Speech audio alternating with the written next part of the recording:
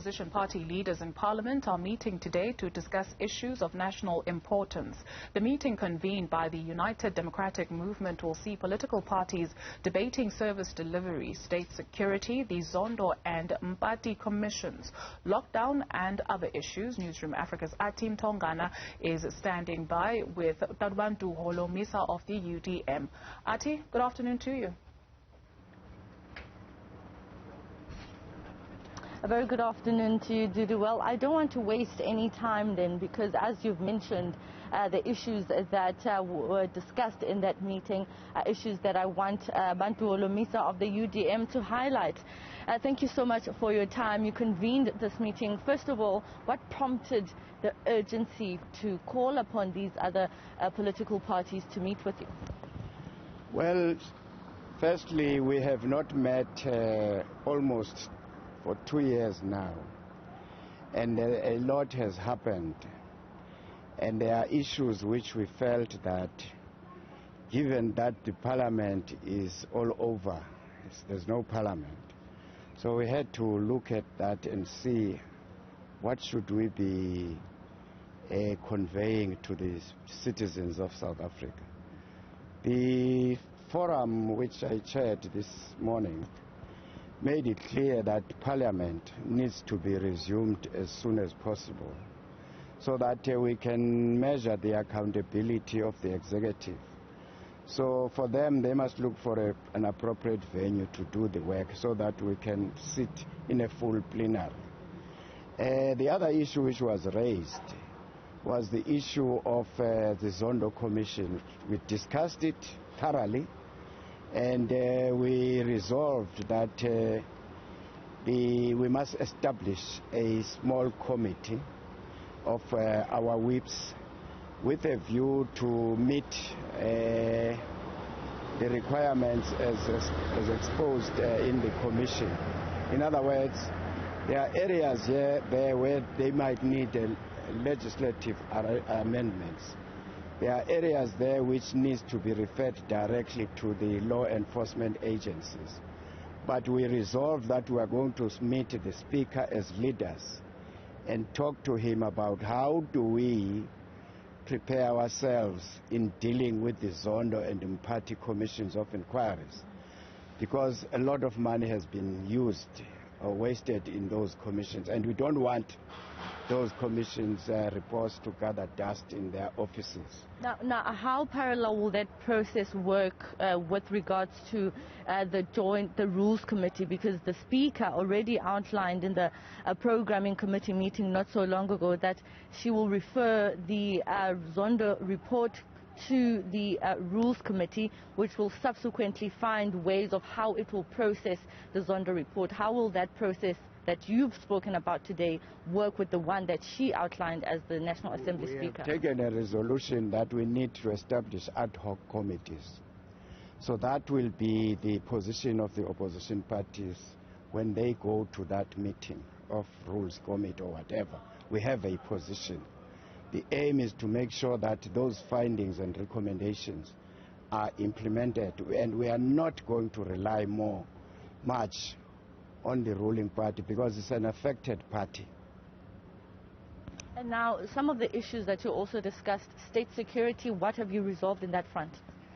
On the issue of state security, we resolved that we need to meet the president, because some of the issues and sensitive matters, we cannot just blend them about.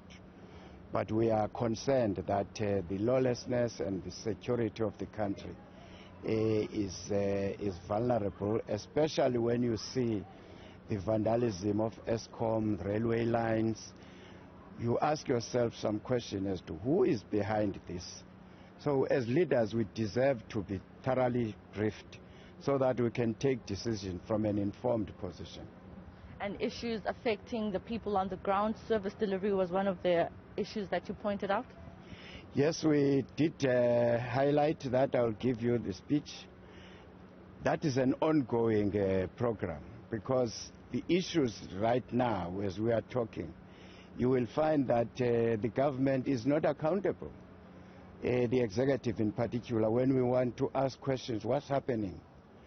They don't even respond to written questions. So there's no government here. So then what are you doing then as opposition, political party leaders, besides just discussing these issues? You know this already. Yes, if they don't respond to questions, what are you doing practically? That's why we are going to request a meeting with the president. That's why we are going to meet the speaker. So it's not that just a theory, and we want action. We want to commit them.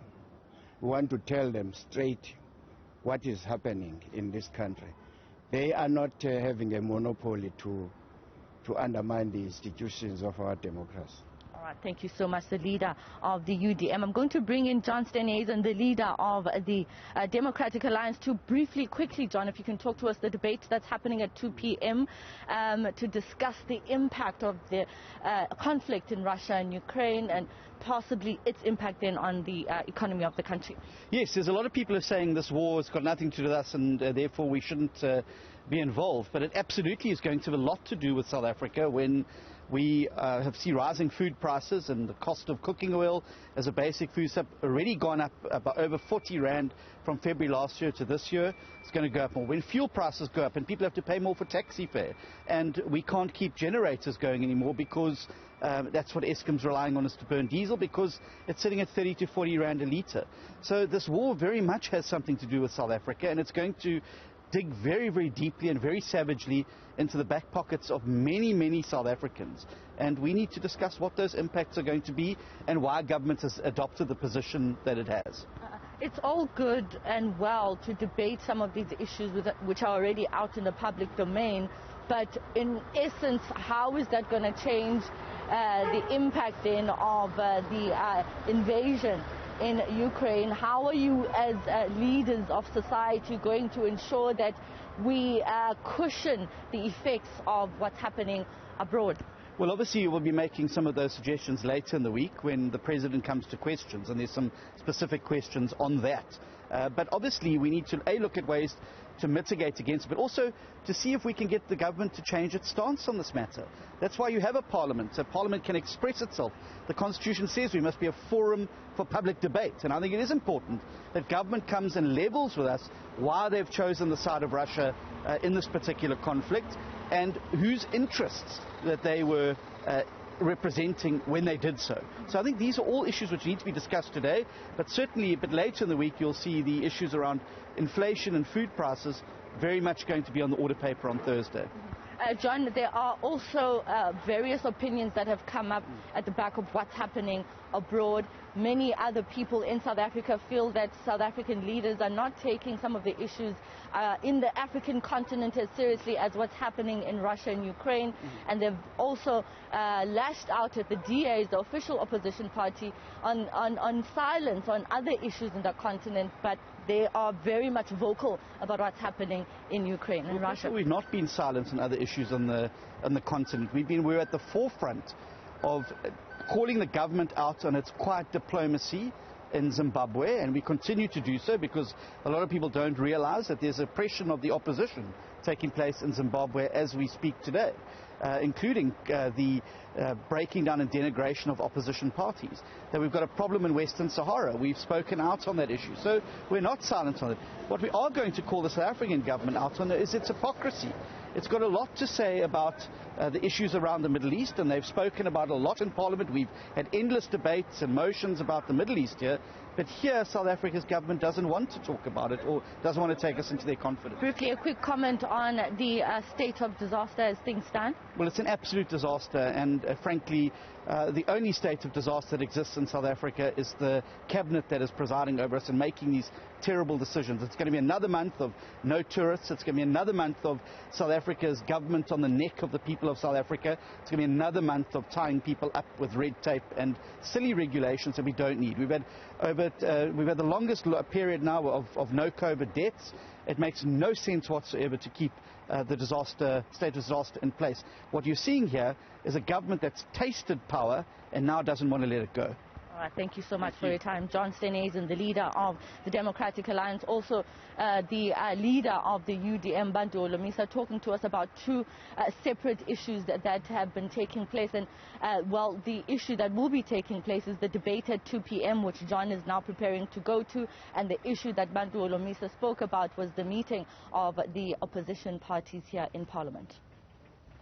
Thank you very much, Athi Mtongana, for that report.